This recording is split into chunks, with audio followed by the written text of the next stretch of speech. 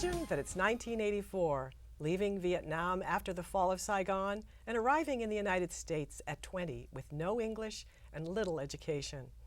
My guest today did just that and used the challenge to create a successful and fulfilling life for himself and is dedicated to helping others. My name is Jenny Robinson, and this is PACE TV. My guest today is local resident Jimmy Tai. We'll hear all about his interesting life so far, his philosophy, and how he has created opportunities for others. Welcome to PACE, Jimmy. Thank you so much, Jenny, for having me today. I'm delighted to have you because you have a very interesting story to tell us. Thank you. And I want us to begin way back at the beginning. I know that's quite a few years ago for you, but Right. in 1984, the war was over, and you still had this urge to leave Vietnam. So what caused that that desire to leave? Thank you for that wonderful question, Jenny. So, put in the context of a country after war, almost a decade, anything you can imagine is 10 times worse, right? So, for me, as a teenager at that age, life was pretty difficult. But the thing that bothered me the most, if I can recall, is the missed opportunity to be able to pursue, college education. Because as the child from the South, we consider losers, right? And there's no chance for me to go university. It doesn't matter how well I did at high school. And that really is the main reason why I want to pursue the opportunity elsewhere where I can be educated and hopefully can become, a better person. So they didn't have universities in the south of Vietnam? They do, but university back then is all, free education and provided by the government. So the number of students that can get through high school and go to university very small. We're talking about maybe like 500 students for every 5,000 applications. So you can see that really, really tough ratio to get in. Right. And your application to college is determined mainly by your parents' contribution to the government, not so much about your talent at that given moment. Right. Yes. And you happen to come from a rather large family. Yes, a second youngest family of 10. So I guess my mom just didn't know anything about birth control then, I guess. I think yes, so. So did your brothers and sisters go to school, the elementary school and high school, all of them go through school? Yes, education is extremely important in my family. My parents, even though they ran a small business, that's how they earned a living. But education is very important. I remember at a very early age, at night, all of us sat around the dining table after we done with dinner. It's one major table for every purposes in life, right? So we done with dinner, then everybody, get out your books and sit there study. The older one just watch over the younger one, and when you miss your homework, the older one just whack you. That's how life works in Vietnam, I guess. So then things started not being easy for you, Right. and your exit from Vietnam were you 20? Is that how old you were when you left, or were you still a teenager? No, I started out as a teenager because it took me a long time before I finally made it. 15 times to be exact attempts before I finally make it to Thailand. And it took almost 3 years to get through the ordeal. So when I arrived in the United States, I almost 20s when I arrived. But I started out at a very early age when I already shared with my parents that, hey, can I leave the country? And I was only 15 at that time when I started thinking about it. And they said yes, that would be fine. At first, it was an easy decision for my parents because, we did not really know what's going on with these refugees, right? Not that everybody know that the U.S. would pick you up right after the fall of Saigon. But eventually, we picked up from the BBC and the VOA, Voice of America radio shows at night. It's illegal to listen to those broadcasts at that time, by the way. But we heard that, both people get picked up by ships, Navy ships, U.S. Ships, or international ships. So there's a hope. And that's why we start to, entertain the idea. And when I look into it, my parents said, you know what, it's pretty risky for you to travel to the countryside, hop on the boats and And all of the rickety boats, 10 years after the war, we have no parts, no new boats, whatnot. So we have to use all these old vessels to take a chance to go to sea here. So we understand the risk that we might get ourselves into. But I'm determined. I'm determined at that age that I want to see education. And I told my parents that it doesn't matter what it costs, even my life, I want to try. So you got to America. Yes. And you didn't speak any English. Nope. So what did you do? Luckily, I have hands, so that's only we can use gestures, right? It's funny you said that because I remember the impression. I still remember some folks that said, "Hey, that Jimmy guy very friendly. Everything we said, he smiled." Well, I didn't understand anything, so what else do I do but smiles with people? But I just worked hard at it.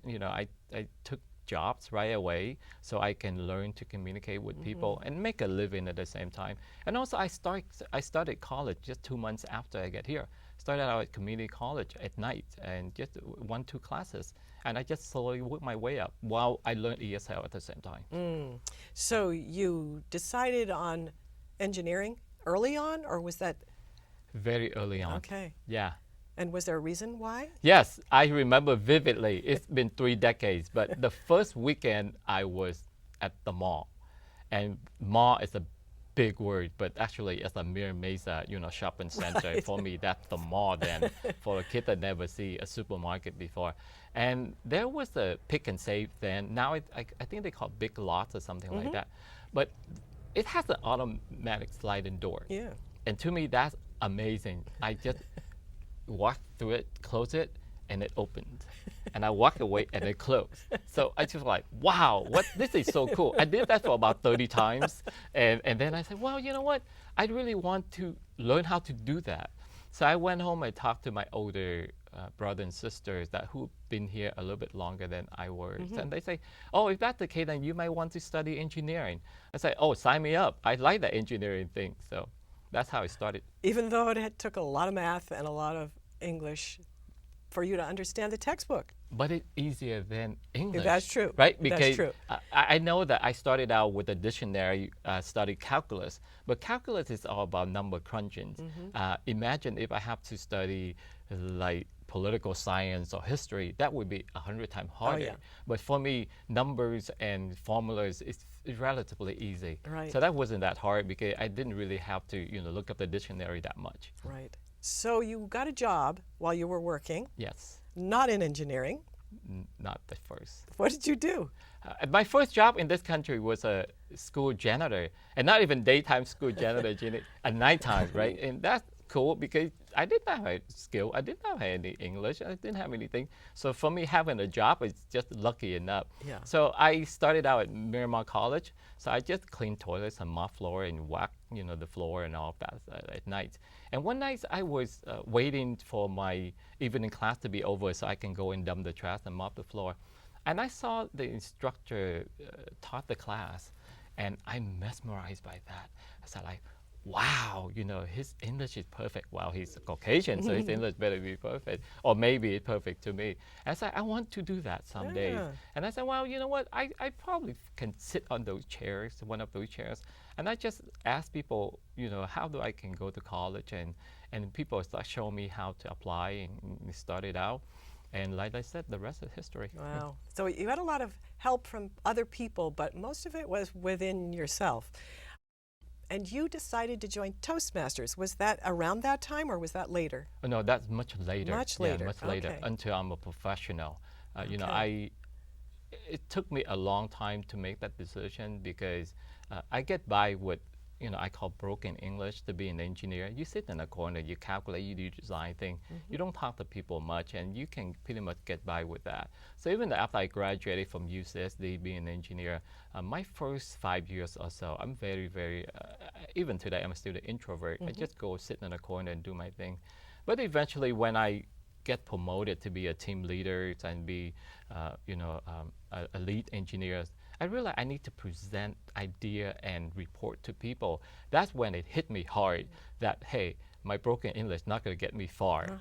And when people say that, hey, you might look into Toastmasters to overcome your fear of giving a report or talk to bosses or be in front of people. Wow. Well, apparently it worked out for you because you ended up winning the best speaker of Southwestern United States in this year. Is that right? Yeah, I'm a 2016 District 5. So that pretty much San Diego County and Yuma County and also Baja California. So that's how big is our district. That's pretty right? big. And I am the current champion. Yes, thank you. Wow. And so you're going to your finals at the end of this summer. Next month, I will go to my semi-first in Washington, D.C., the International Convention Center this year in Washington, D.C. So I will compete in the semi against other 90 district champions around the world. So you will see that people from 135 countries showed up for this, let's call Super Bowl of speaking. Exactly. Exactly. So yeah, you're going to hear a lot of really inspirational speeches, I'm sure. I'm pretty sure, yes. Well, good luck. Thank you. Congratulations. So you have decided on your career at this point, and then you have your Toastmasters, and then in addition, you decided to take on another challenge of starting your own school to help other young people develop themselves to be leaders. And how does that work? Yes, it started out with just my two daughters. I have two girls, right? And we try to teach, my wife and I, Lily, try to teach my girls to be useful and be nice, be compassionate. And that's how we raise our children, and that's how I was raised by my parents. That's very strong in our family. And a lot of our friends start noticing how well behaved my girls are when they go out in the public or when they interact with other peers or other adults. So they say, hey, can you teach our kids to be like your kids? And I say, sure, just send them over. Maybe this summer I take a week off and then we can do that. And that's how it started out. It's really I'm teaching for two, my daughters mainly, and most of my friends just send their kids over. And that's how we started. And then the next thing I know, a lot of people say, well, you might have a class and other people might be interested in. And I said, well, I have a professional job. Lily works and we make nice money, decent to live. I don't really anymore. But then I say, hey, if I can make extra money and donate it to other charities or do other things, that would be a good thing, right? So that's how we say, hey, why don't we just run this academy teaching, leadership and teaching public speaking to kids and soon adults, people graduate from college and they need interview jobs and, they need all of these skills and they came to us and we train them all. And we get a lot of, fees in return, and I just donate that to That's charities. Excellent. And so the name of your school? That's Leadership Foundation Academy. And so if anyone's interested in learning more about that, they can go online and find out? That's correct. They can go to www.leadershipfoundationacademy.com. Okay. Yes. And is there a phone number? The phone number is 858-769-9090. Okay. Yeah. And so you have, so much I want to ask you here, but I really want to move on to what you decided to do with that money that you were earning from the foundation. Yes. So tell us about your schools that you're building. Yes. When I left Vietnam, on doing one of the 15 escape attempts, right? Usually you have to move into the fishing village, and one of the fishermen got the harbor you for a few days waiting for the boat to show up. So then you can disguise at the fisherman's and then you hop on the boat and that's how you try to escape.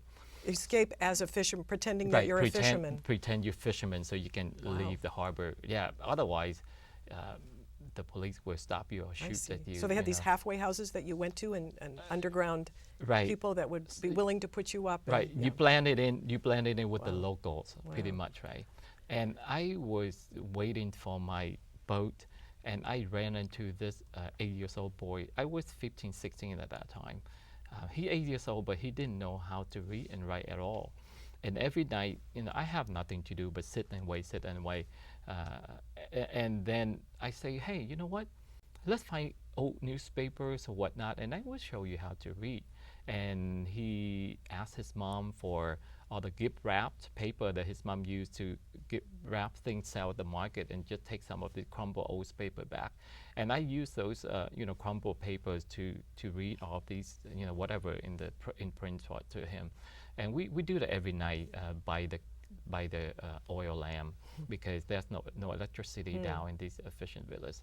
And he pretty eager learning, and that make me feel pretty good about it. And I just say, "You 8 years old, how come you don't know how to read and write?" And he say, "Look around. There's no school. There's no chance for us to learn anything. Nobody ever teach us." And that's what it really hit me hard. And I said, "You know what? I leave, but if I ever have a chance to come back, I want to build school." Yeah. Building a school is a big project. Yeah, but we talk about small schools here, right? For $5,000, $6,000, I can build 2, 3 classrooms, and that's how we start. We're not talking about, a huge 10, 20 classroom here. I'm talking Right. about just 2, 3 classroom, schools that started out in the very rural area that when nobody, can help these kids. That's amazing for $5,000. Yes. And this is all from donations or from the fees that you collect from your foundation That's right. academy. Right. And you have already built some schools. We built 5 schools and 1 bridge in under 1 year. And tell us about the bridge. Yes, the bridge is in Cà so that's the southern part of Vietnam. So that's the province that I try to escape. So I always have a lot of emotional connection to that place, even though they captured me and sent me to prison twice. And even though the harbor police that shot and killed one of my brothers and during one of these attempts. But you know what? Putting all the bitterness aside, I have the emotional connect to this place. So when I got the opportunity to learn that children, risk their life to get through the waterway during the monsoon season and go to school, because they have to use a coconut trunk at the bridge. What does that mean? You have the coconut trunk, right? That's what we call monkey bridges. So it's really just a coconut trunk between 2 ends, and you try to walk across. Oh my. Yes. Or some of them dangling through ropes or high wires, and the way they cross bridges in the South is very risky. And when I heard my students gave me this report, I said, no, we got to do something.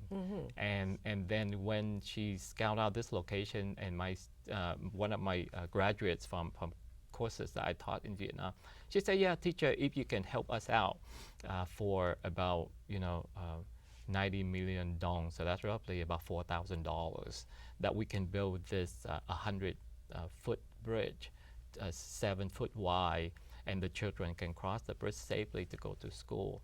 And I say, "Sign me up. Just let me know the detail and work out the detail." And I try to raise the money, send it home, and we built it.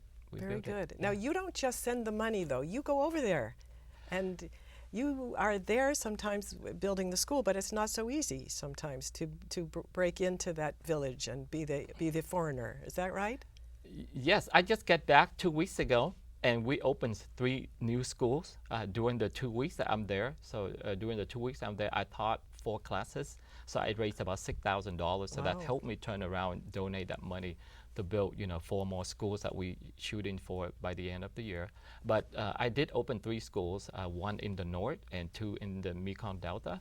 And believe it or not, for one of those schools in the Mekong Delta, when I showed up, the state police asked for my passport because I'm still a foreigner. So they don't know what propaganda, what hidden agenda I might have. That's right. We're here for another reason. We know it's not just the education of our young people.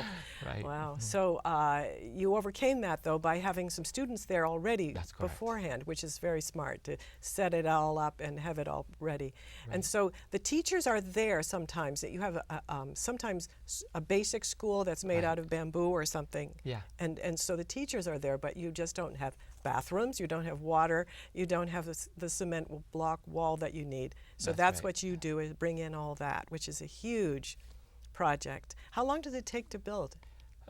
Each of these schools, we're talking about roughly 15 meters, so that's about 500 square feet, right? So we talk about school in that range, anywhere from 500 to 1,000 square feet.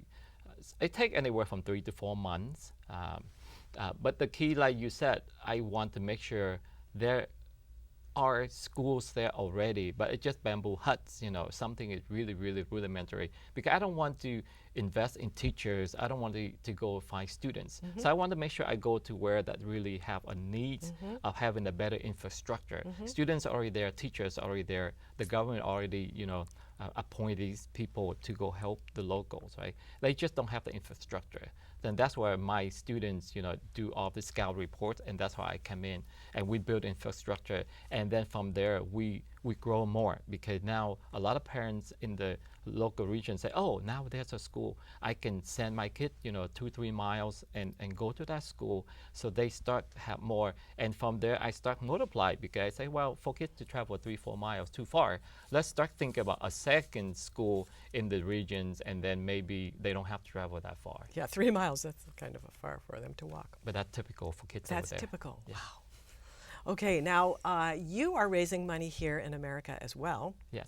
And so there's something coming up here in September, the 5K, 5 Friends, $5 donation walk. That's correct. What is that? This isn't the first time you've done this. I did it last March at our Hilltop Community Park in Rancho Penasquitos, and very successful. We got almost 200 people turn out, and then we got a lot of donation from people, because a lot of friends knew what we're doing and they really want to be a part of it. So we gonna do it again, right? So like you said, September 18th, right? We're gonna do it again, 8 o'clock in the morning, and we're gonna do it. And this time we do in 6 different cities. So San Diego, Houston, Washington D.C., Sydney, Australia, London, UK, and even Saigon, Vietnam. Oh my goodness. Yeah. That's huge, huge. So if somebody is interested in doing that walk, what do they have to do? They can go to our website. Just go to buildaschoolfoundation.org, or contact me via the number of 858-769-9090, and I can send them the form, and then we can put in touch, keep in touch. Great. Well, that sounds like fun. Now, if someone is seeing this program after this has already happened, is it going to happen again? Yes. The 3 days for the breast cancer Yes, awareness. yes. We try to mimic that program. So Okay. now we have this we call 5K walk, because I do believe in healthy lifestyle. So walking to me is a very healthy way for family member and friend to be together. And we try to do it twice a year. So one is in March, and the second one is in September. So twice a year Twice from a year, now on. yes. Excellent. And your goal then with the money that you're going to make is build how many schools? My goal for this September walk is 6 locations, is to raise at least $20,000 and build 4 schools with that Excellent. money. And their long-term goal? The long-term goal is we try to build 100 schools by year 2025. So that's the vision of our organization, is 100 schools by 2025. And we're not just built in Vietnam. I'm in discussion with folks in Cambodia, in Philippines, and in Myanmar. So wherever there's a need for affordable small startup schools to educate less fortunate children, I'm there. It doesn't have to be in Vietnam. It's hard to believe you have a regular job, Jimmy, because you're a busy guy. I want to know what your life has taught you and who has inspired you. Is there any one person that has inspired you that you... I'm joking about my mom, but for not knowing birth control, but I'm so thankful to be a member of such a big family, right? My parents now, bless their hearts, they are in heaven, but they really instill a love for learning and the compassion in all of us.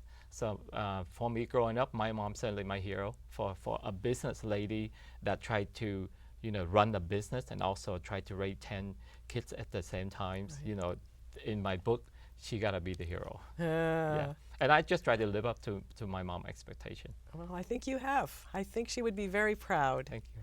Your philosophy of life then has to be all from the heart. I mean, you have to be totally a very giving person, and here you are, a left-brained engineer guy. You know, Right. it just is so interesting for, I think, for all of us to experience your whole past and what you're doing and what you're planning on doing. And Vietnam is very lucky to have you as one of their boosters. I don't know if they appreciate it necessarily in the government area, do. but They it's very inspiring.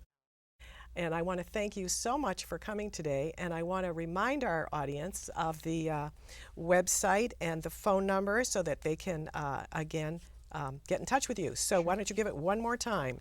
Sure. The website for the leadership is leadershipfoundationacademy.com. .org? .com. .com. The foundation is Got it.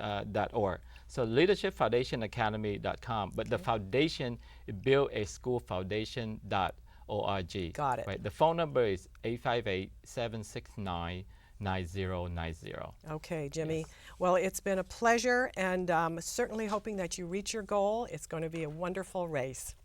Thank you so much. Thank you for having me, Ginny.